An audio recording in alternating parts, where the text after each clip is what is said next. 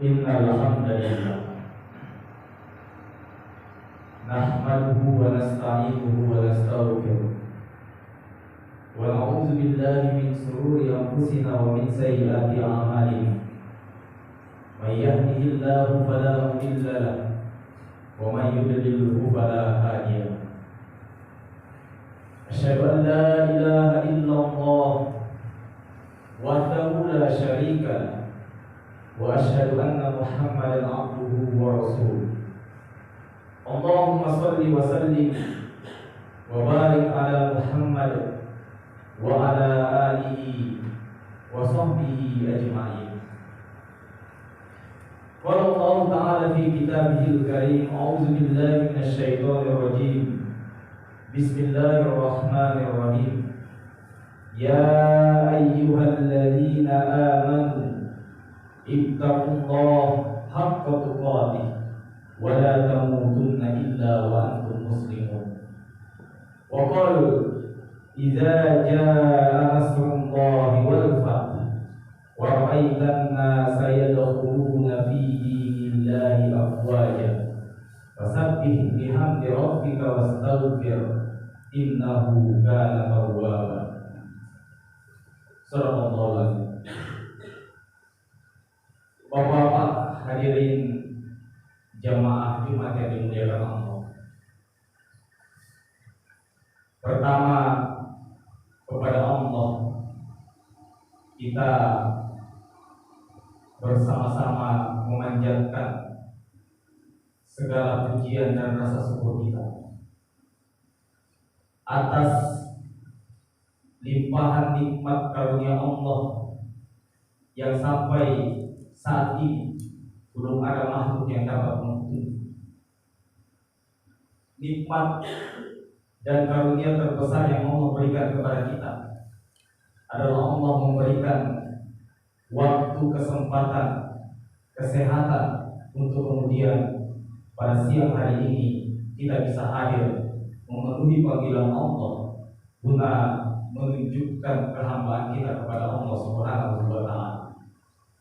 Mudah-mudahan rangkaian ibadah yang kita lakukan pada siang ini dicatat oleh Allah sebagai perwujudan dari rasa syukur kita atas nikmatnya, dan Allah memasukkannya dalam lembaran catatan kebaikan kita yang kelak akan membela kita di hadapan Allah Subhanahu wa Ta'ala.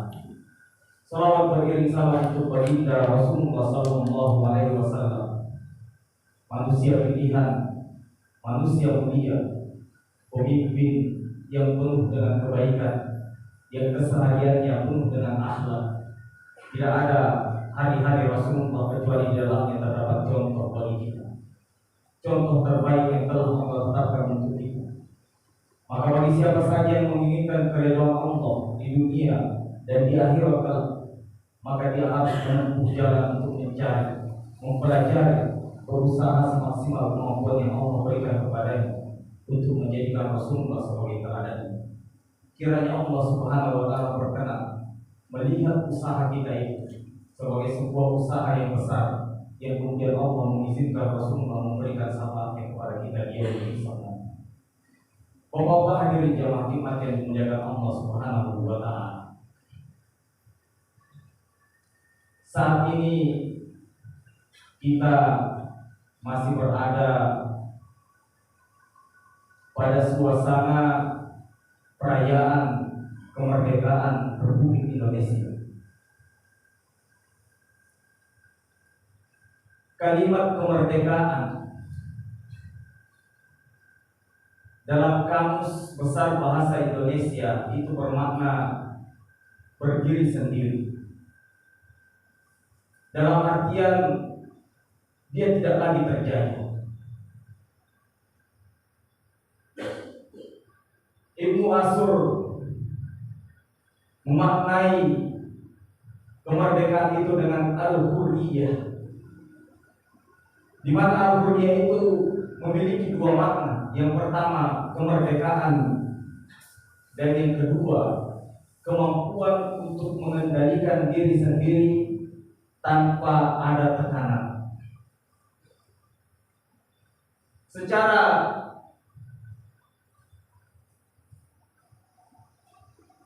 ucapan langsung. Di dalam Al-Quran tidak ada kalimat kemerdekaan itu. Secara tersurat di dalam Al-Quran tidak ada kalimat kemerdekaan. Tetapi secara tersirat Allah Subhanahu wa taala banyak memberikan contoh-contoh tentang kemerdekaan itu. Salah satunya ketika Allah Subhanahu wa taala menceritakan kisah tentang Nabi Ibrahim alaihissalam. Tatkala dia terbelenggu dengan kondisi dan keadaan masyarakat yang jahiliyah, di mana masyarakat yang didatangi atau di mana tempat Nabiullah Ibrahim alaihissalam dilahirkan adalah masyarakat penyembah patung. Ada bentuk perlawanan dalam diri Nabi Ibrahim yang kemudian diabadikan oleh Allah Subhanahu wa taala ketika dia melihat bintang. Lalu dia menganggap itu adalah Tuhannya. Ketika dia melihat rembulan, begitu ketika dia melihat matahari lalu semuanya terbenam. Lalu dia menetapkan satu keyakinan tentang siapa Tuhannya. Itu adalah bentuk dari sebuah kemerdekaan, mencari siapa pencipta diri. Dan ini yang disebut dengan kemerdekaan secara spiritual.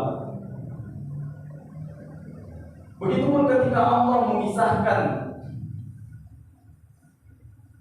kisah tentang Nabi Musa alaihissalam.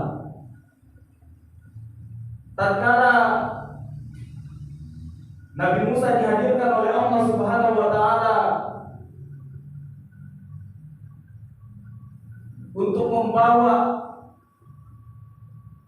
kaumnya Bani Israel yang sedang berada dalam posisi terjajah. Maka Nabi Musa dihadirkan oleh Allah Subhanahu wa taala untuk mengangkat Bani Israel yang terjajah ini keluar, lahir sebagai makhluk yang memiliki kemerdekaan. Begitupun ketika Allah mengutus Rasulullah sallallahu alaihi wasallam di tengah-tengah bangsa Arab, di mana bangsa Arab pada saat itu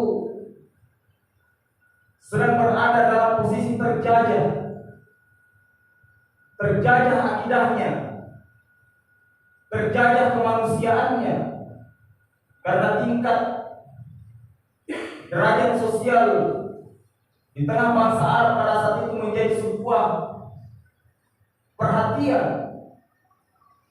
Ada kalangan orang-orang yang dianggap tidak layak menghuni bumi, namun ada orang yang kemudian dianggap layak untuk menjadi penghuni bumi. Tingkat kebodohan bangsa Arab saat Rasulullah SAW digambarkan bagaimana mereka menjadikan anak yang ada dalam kandungan seorang wanita sebagai media untuk mengadu judi, sekedar menentukan siapa jenis kelamin dari seorang wanita, dari seorang janin yang sedang dikandung oleh seorang wanita. Mereka tidak segan untuk menghilangkan nyawa manusia di sekitarnya. Bentuk kebodohan bangsa Arab saat Rasulullah SAW itu sangat jahiliyah.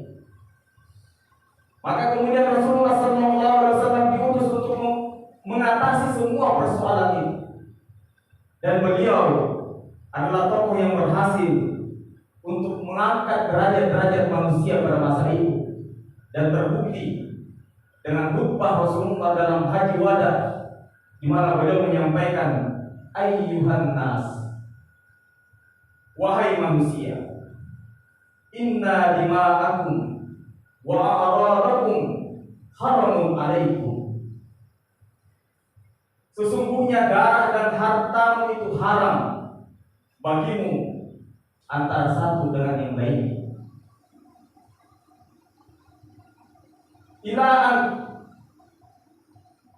Ila antal rabbakum Kaurumati yaumikum haza fi syahrikum haza fi baladikum haza. Sebagaimana diharamkannya pada hari ini, pada bulan ini, pada negeri ini. Bapak hadirin jamaah Jumat yang dimuliakan Allah Subhanahu wa taala.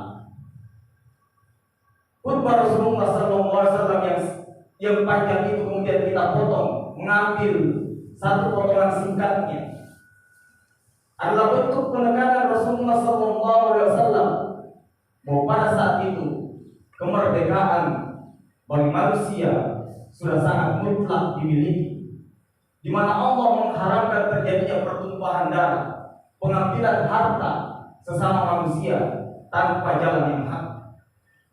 Maka pantaslah kalau kemudian Allah Subhanahu wa taala menyampaikan dalam wahyunya, "Idza jaa nasrullahi wal fath." Apabila telah datang pertolongan Allah dan kemenangan. Wa ra'aitan nasa yadkhuluna fi dinillahi afwaja. Maka engkau akan melihat manusia masuk ke dalam agama Allah secara berbondong-bondong. Wasabbih bihamdi rabbika wastaghfir. Maka bertasbihlah dengan memuji Tuhanmu, wastaghfir, dan mohonlah ampunan. Innahu kana tawwaba. Bapak hadirin jamaah Jumat yang dimuliakan Allah Subhanahu wa taala. Kenapa ada kalimat wastaghfir dan mohon ampunlah kalian kepada Allah saat kemenangan itu telah Allah berikan? Ternyata ketika kita melihat, menyaksikan keadaan manusia itu akan sangat dekat dengan Tuhannya pada posisi-posisi dia terdesak. Saat dia merasa berada dalam mara bahaya, saat dia merasa berada dalam ancaman, maka manusia itu akan dekat dengan Tuhan. Dia akan selalu ingat. Tetapi ketika kemenangan telah Allah berikan, akan terlalu banyak manusia yang lalai dengan kemerdekaan. Akan terlalu banyak manusia yang lalai dengan kemenangan yang Allah berikan. Maka disinilah Allah meminta wastaghfir. Banyak-banyaklah kita memohon ampunan kepada Allah Subhanahu wa taala. Karena ketika Allah berkehendak, sebuah kemenangan yang Allah berikan bisa Allah cabut dalam seketika. Satu negeri yang dalam posisi merdeka bisa Allah balik dalam sekejap menjadi negeri yang terjadi. Jika kita tidak mewaspadai, tidak mengisi kemerdekaan ini dengan keimanan kepada Allah, dengan ketaatan atas syariat-syariat Allah Subhanahu wa taala, bisa jadi pembangkangan yang kita lakukan, kedurhakaan yang kita lakukan menjadi asbab Allah Subhanahu wa taala membalik keadaan di mana kita dalam posisi merdeka kemudian kembali menjadi bangsa yang terjajah. Mudah-mudahan Allah Subhanahu wa taala senantiasa menjaga kemerdekaan ini ada pada diri negeri kita. Mudah-mudahan Allah Subhanahu wa taala senantiasa memberikan petunjuk kepada kita semua untuk mengisi kemerdekaan ini dengan beriman kepada Allah Subhanahu wa taala dan mentaati syariat-syariat. Mudah-mudahan Allah Subhanahu wa taala memilih kita semua menjadi bagian dari hamba-hamba yang dapat memanfaatkan nikmat karunia Allah dalam bentuk kemerdekaan ini dengan sebaik-baiknya untuk bekal kehidupan kita di akhirat. Barakallahu wa lakum fil Qur'anil karim wa nafa'ani wa iyyakum bima fihi minal ayati wa dzikril hakim. Wa taqabbal minni wa minkum tilawatahu innahu huwal ghafurur